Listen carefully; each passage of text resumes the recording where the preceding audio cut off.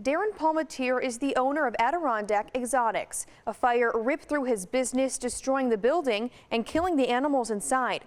While he's hoping it can all be cleaned up soon, Darren is looking to the future. He's taking steps to open a new store just a few blocks away.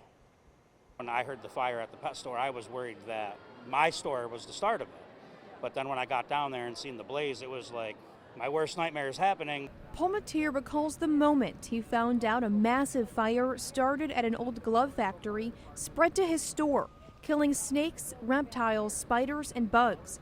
He says the weeks after have been extremely emotional. It took a few days to, for mental health and whatnot, and had to figure things out. And then it was just figuring out a direction, figuring what am I going to do? What do I care about? Like, what do I want to do myself?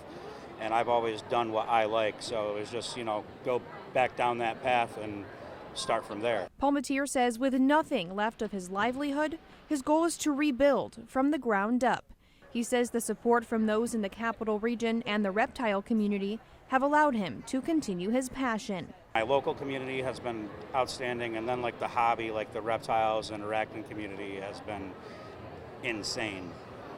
The support and the gifts, the donations, even just like, people reaching out, saying, hey, I stopped by your table and I'm so sorry to hear what happened. Like, it's like every word matters. Longtime owners of the Capital District Reptile Expo, Chris Stockna and Frank Townsend, have been a huge part in his recovery.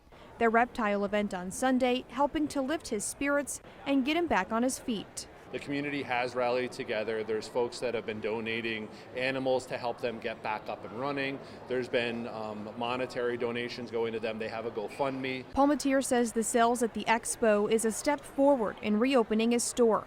He hopes to be fully moved to 25 South Main Street by the end of June. For the other damage downtown, Palmatier hopes the city builds it back better than before. To follow Palmatier's journey, we put more information on our website, news10.com. Reporting in studio, Ireland Walker, News 10, ABC.